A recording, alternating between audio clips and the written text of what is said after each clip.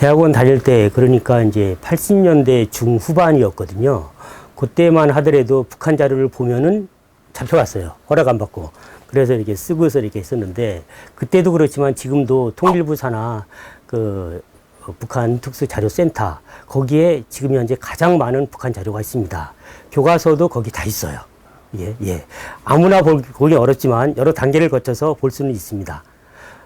그런 있었는데, 또 하나는 이제 2012년에 김정은 체제가 되면서 2013년에 북한의 교육 강령이 공식적으로 발표가 되거든요.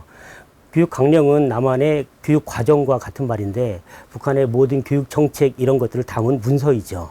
그거에 따라서 이제 교과서도 전면 개편이 됩니다. 아시다시피 북한 같은 경우는 소학교가 5년이고, 그리고 초급중학교 3년, 그리고 고급중학교들이 3년 이렇게 돼 있고, 또 이제 유치원 높은 반 해서 1년 해가지고 12년, 이 12년 요거를 의무교육을 하고 있어요. 그게 바로 2013년 전반적 12 의무교육 제도 확립이다 해가지고 북한에서 굉장히 많이 선전하는 그런 제도입니다. 그러다 보니까 이 교과서 이런 것들이 다 바뀌게 되지 않습니까? 그거를 이 남쪽에서 다 이렇게 그걸 받아온 것 같아요. 어떻게 해서 받아왔는지 모르겠는데, 그것이 우리 통일부 센터에 다 들어가 있습니다.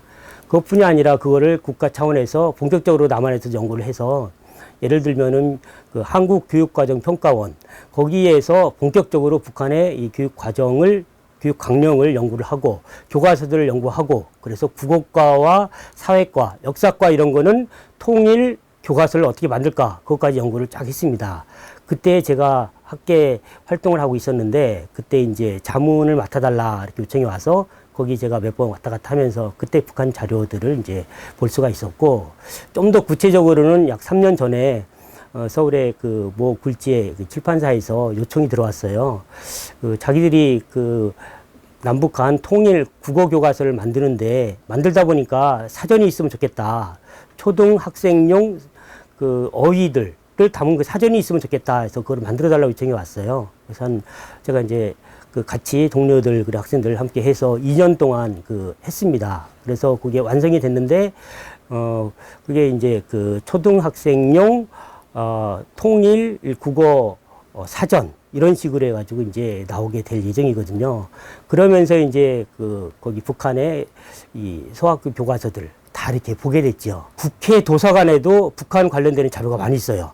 최근 것들이 막 있습니다. 제가 지금 말씀드리는 건 어느 정도 이 공적인 기관인데, 그거 말고요, 더 중요한 게 있습니다. 뭐냐면은 이 중국과 수교가 된 이후에 한국 사람들이 연변대학 가서 학술 활동을 많이 하곤 합니다. 심지어는 국가기관에서도 연변대에 가서 같이 하고 막 그러잖아요. 저도 한번 참석을 해본 적이 있었는데, 그러다 보니까 자연스럽게 이 북한 자료를 접하게 됩니다.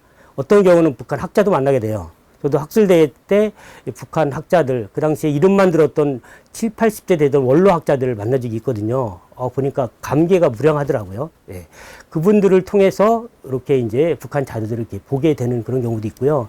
한 가지 더 말씀드리면은, 일반인들 중에서 이 북한에 왔다 갔다 하는 사람들이 있었습니다. 뭐냐면 이제 이 나라가 좀 열리고 그러면서 이 서로 이렇게 교류가 되는 그런 시기가 있거든요. 그래서 서울에 있는 모 출판사의 사장님이 거기를 평양 갔었대요. 가서 이 북한의 사회과학원에 갔다가 거기서 제안을 받았대요. 2005년에 조선어학전서라는 어마어마한 책들이 나왔거든요. 47권으로. 북한에서 경제적인 어려움으로 인해서 한 10권 정도 냈나? 그리고서는 내질 못한 거예요. 돈 때문에. 그래서 남한에서 자본가가 오니까 이걸 내달라 해서 계약을 맺고서 일정한 돈을 지불하고서 저를 가져왔대요. 그래서 그 출판사에서 한 10권 정도를 좀 냈습니다. 냈는데 이제 내다가 중단이 됐어요. 모 기관에 의해서 이제 완전히 열려져 있지는 않다, 그런 얘기죠. 그런 식으로 개인적으로 이 원고 또 책을 들여와 가지고서 연구를 하는 그런 것들이 많이 있습니다. 한글 맞춤법 통일안이 1933년 나올 때는 그때의 이 언어 운동, 우리말 우리글 되찾자, 이거를 정리하자라고 하는 게 모든 한국 사람들, 당시 식민 치하의 우리나라 사람들의 공통된 염원이었죠.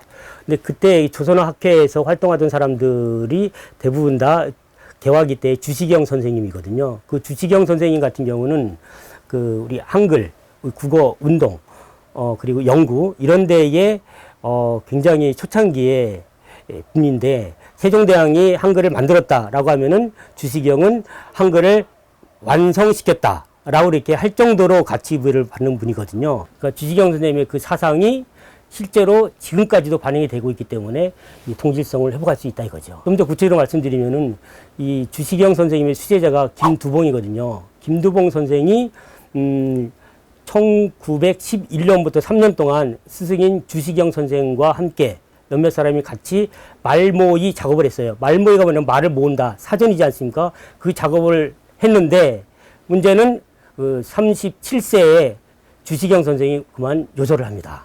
왜 죽었는지 그것도 여러 설이 있지만 해서 이제 실망을 느껴요. 스승님이 돌아가셔서 내가 이 일을 이어서 해야 되는데 하다가 그 다음에 몇 해 뒤에 1919년 3.1운동 나오고 하여튼 우리 지금은 그건 나름대로의 성공이다라고도 하지만 그 당시에 시리에 많이 빠졌나 봐요 사람들이. 그래서 이제 이 한반도 땅을 버리고 중국으로 넘어가게 되죠. 거기 가서 이제 그 여러 가지 그 무장 투쟁이나 이런 것들을 이제 하게 되죠. 공산주의 사상에 이제 들어가고요. 김두봉. 그러다가 이제 광복이 되면서 북한으로 와서 거기에 이 북한 조선 노동당 거기에 이제 당수를 맡게 돼요. 그런데 금방 이제 이 소련군과 함께 김일성이 들어오게 되지 않습니까? 그러게 하다가 그 다음에 이제 역전이 돼가지고 김일성에게 밀려나는 그런 어떤 정치적인 운명을 갖게 되는데 광복 직후에 힘을 발휘하던 정치인 김두봉이 그 김일성 종합대학 총장을 초대 총장을 이렇게 맡게 됩니다. 맡으면서 구체적인 여러 가지 업무 정책들을 펼치게 돼요. 그때 이제 조선의 철저법이라는 책이 나오게 되고 그 다음에 이제 지금의 그 맞춤법의 틀이 이렇게 만들어지게 되죠. 1948년에 김구가 그 남북한 그 연합 그 회의를 주도하면서 평양으로 하지 않습니까? 그때 조선어학회의 그 대표였었던 이국로 선생이 동행을 합니다. 결국 북한의 초창기의 어문 정책은 그 주시경 선생의 제자인 김두봉과 그 다음에 조선어학회의 그 대표였던 리국로 선생이 주도가 돼서 쭉 하게 되는 거죠. 그러니까 결국은 1934 한글 맞춤법 통일한 그 내용을 그대로 이렇게 가지게 되는 거고 지금 현재요 남한과 북한이 함께 그 결의말 대사전 작업을 하고 있지 않습니까? 이 북한의 김두봉, 그다음 리국로 쭉 내려온 그거 흔적에다가 그 다음에 남한에서 한글 맞춤 통일한 한글 맞춤법, 그 다음에 또 한글 맞춤 큰 사전, 그 다음에 표준국어 대사전 하면서 이제 같이 나오는 거죠. 그러니까 옛날에 같이 작업을 하다가 헤어져 가지고 따로따로 하다가 이번에 이제 결의말 대사전 거기에서 이제 이 결실을 맺게 되는 것이죠. 언어의 변화라고 하는 거하고 어문 규범의 변화라고 하는 것은 차이가 있다고 생각이 듭니다. 언어의 변화는 아시다시피 뭐 몇십 년마다 바뀌고 그런 게 아니잖아요. 엄청난 이렇게 차이가 있고 그러나 수천 년이 지나면은 수백 년이 지나면은 언어가 변화한다. 이거 우리가 잘 알고 있습니다. 그런데 이 맞춤법 같은 경우는 그렇게 그렇게 쉽게 변하지 않는다. 그런 말씀입니다. 무슨 얘기냐면은, 꽃이 피었다라고 제가 글을 썼으면은, 그걸 그대로 쭉 써야지 사람들이 이해를 하고 의사소통의 어떤 수단으로서 나오는 거기 때문에 변하지 않는다. 그런 얘기죠. 그죠? 그리고 이제 어차피 한글이라고 하는 매개체가 똑같은데, 그 한글을 한국말을 한글로 표기하는 방법에 있어서 차이가 있기가 어렵다. 주시경 선생의 어떤 사상 중에서 한글 풀어쓰기가 있습니다. 그러니까 한글을 우리가 한글 이렇게 표기하지 않고 히읗, 아, 지은, 기역, 의, 리을 이런 식으로 풀어쓴다 이거죠. 이거를 남한 쪽에 최연배 선생도 이렇게 하려고 그랬어요. 시도를 했어요. 북한에서도요, 김두봉 선생이 자기 스승인 주시경 선생의 뜻을 이어받으려고 그렇게 하려고 했습니다.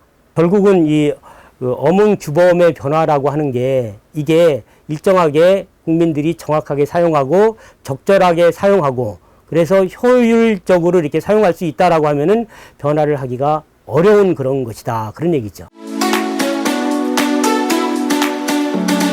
이제 언어 규범 같은 경우는 한 가지 단적인 예를 들면은 로마자 표기법 있지 않습니까? 로마자 표기를 어떻게 할 것인가 이거. 이게 보면은 우리나라에서도 몇십 년 만에 조금씩 변화를 많이 했었어요. 그렇죠? 그런데 이 남북한 게 비교해서 보면은 이게 좀 지금 현재 다릅니다. 현재 남한에서는 그 로마자 표기법이 2000년도에 한번 바뀌었죠. 그때 이제 그 어깨표 이렇게 어깨점을 찍는 거 그리고 반달 이렇게 하는 거를 싹 없앴습니다. 왜냐면은 로마자 표기로 이렇게 딱 할 때 그 이상한 기호들이 있으면은 치기도 어렵고 그렇지 않습니까? 전산화 시대에. 그래서 이제 그거를 바꿔서 완전히 남한 거는 바꿨어요. 근데 북한 거를 보면은 이 어깨점 요거하고 그 다음에 요거 반달표 이런 것들을 지금도 사용하고 있습니다. 통일이 됐다 그러면은 하나로 하겠죠. 여권 만드는 걸 생각을 해보세요. 그렇죠?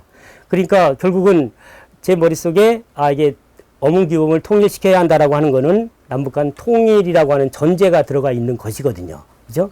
그러니까 결국은 그냥 놔두자라고 하는 것은 로마자 표기법을 예를 들다고 하면은 하나의 나라가 아니라 두 개의 나라로 인정하자는 게 전제가 된 거라고 이렇게 생각이 들거든요. 어문규범의 차이, 남한은 이렇게 하고 북한은 저렇게 하고 하는 그런 차이가 있다라고 할 때 그대로 하게 되면은 같은 나라가 됐을 때 같은 민족으로서 같은 언어를 사용하는 국가의 사람들로서 그거를 받아들이기가 어렵다 그런 얘기죠. 하나의 언어에는 하나의 어문 규범이 있는 게 하나의 나라라고 하면은 맞다. 그렇죠? 예. 만약에 우리 한반도에 제주도 방언을 하나의 언어로 인정을 한다고 합시다.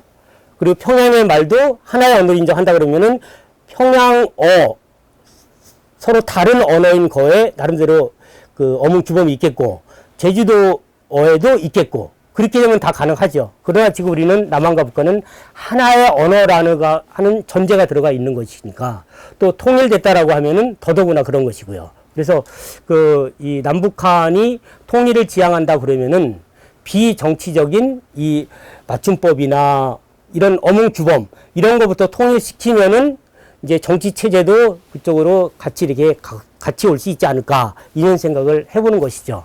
물론 뭐 실제로 젊은 사람들이 통일 꼭 해야 돼. 정치적, 경제적, 문화적, 사상적 너무 차이나 쟤네들하고 같이 어떻게 살아 같은 학교 어떻게 다녀 이렇게 할지 몰라도요. 하나의 국가에서 다른 나라의 물품을 수출하고 수입하고 유엔에 가서 이 하나의 나라 대표로서 대통령이 연설하고 이런 거 할 때 되면은 하나의 말소리 하나의 또 문서 이런 게 필요하지 않냐. 그런 측면에서 남북한은 하나의 언어를 사용하고 있으니까 하나의 단일한 통일 어문 규범을 가져야 하는 게 통일된 국가를 지향하고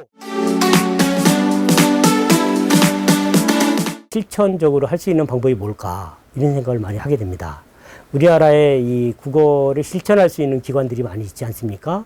그런데 좀 더 이렇게 실현화시킬 수 있는, 실천시킬 수 있는 그런 방안을 제안도 하고 또 모색도 직접 하면서 뭔가 조금 다가설 수 있는, 북한과 좀 다가설 수 있는 그런 기회가 있으면 좋겠고요.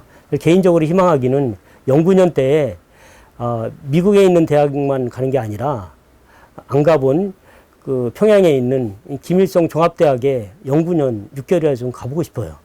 거기 사회과학원이 있거든요. 거기에도 우리말을 연구하고 어묵임 연구하는 학자들이 많이 있거든요. 이름만 들었던 그분들 직접 만나보고 같이 얘기하고 거기에서 어떤 고민이 있는지 이것도 같이 이게 토론하고 싶은 그리고 실제로 이렇게 남북한 통일되는 데 있어서 뭔가 조금이라도 미랄이 좀 되고 싶은 그런 생각을 개인적으로 갖고 있습니다.